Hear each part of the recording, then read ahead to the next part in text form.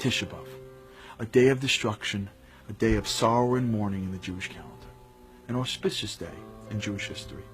From the destruction of the temples to the fall of Beitar, the Spanish Inquisition, up into the Holocaust, it's a day where bad things always seem to happen. Why is this so? What happened on Tisha B'Av that caused this day of suffering for generations? Let's go back to the first ever Tisha B'Av. The Jews are in the desert and life couldn't be better. God showed up and he's been dominating. First he takes them out of Egypt with 10 awesome plagues. Then he walks them through a sea and reveals himself on Mount Sinai. Now they're eating food from heaven and are surrounded by clouds of glory. What could be bad? Everything is now poised and ready for them to enter into the land of Israel to live in peace and prosperity forever. God tells the Jews, get ready to battle. The Jews say, what? Battle? What do you mean battle? Battle. You're going to go and conquer the land of Israel. The Jews say, wait a second. Aren't you the one that fights battles? I mean, we can't do all the cool miracles that you can. And God says, no. It's you. You're going to be great. I'll be right behind you. So the Jews say, then we got to send in spies. The Jews send in spies to spy out the land. And when the spies get back, the entire nation gathers to hear the report. They stand up in the middle, and a hush falls over the crowd. We spied the land, and we can confidently say, we are going to die. There's no way we're going to win this war. There are giants and fortified cities. We're going to get crushed the minute we step foot in that land.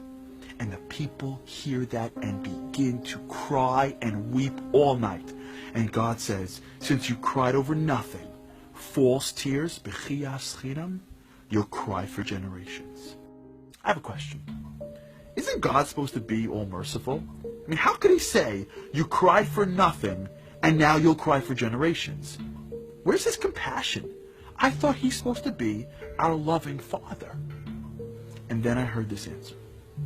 If you look closely at the words of the spies, they say the following. V'nehi be'einenu kechagavim, v'chein hayinu be'einehem. We appeared in our eyes like grasshoppers, and so we must have been in theirs. They didn't say they were weaker.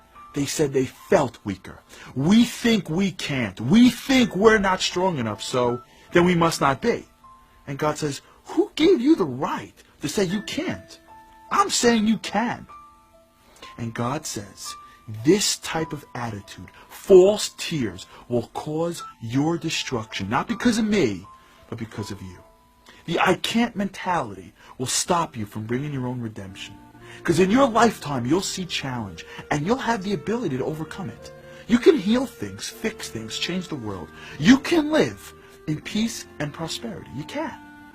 And when you're up against a fight, if you say, I can't, I'm a grasshopper.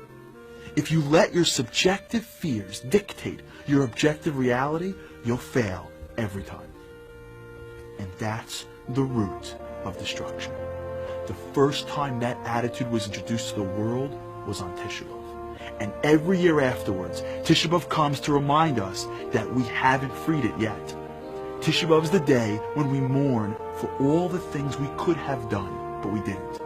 When we could have been great, but we didn't try hard enough. We didn't believe in ourselves. We gave up.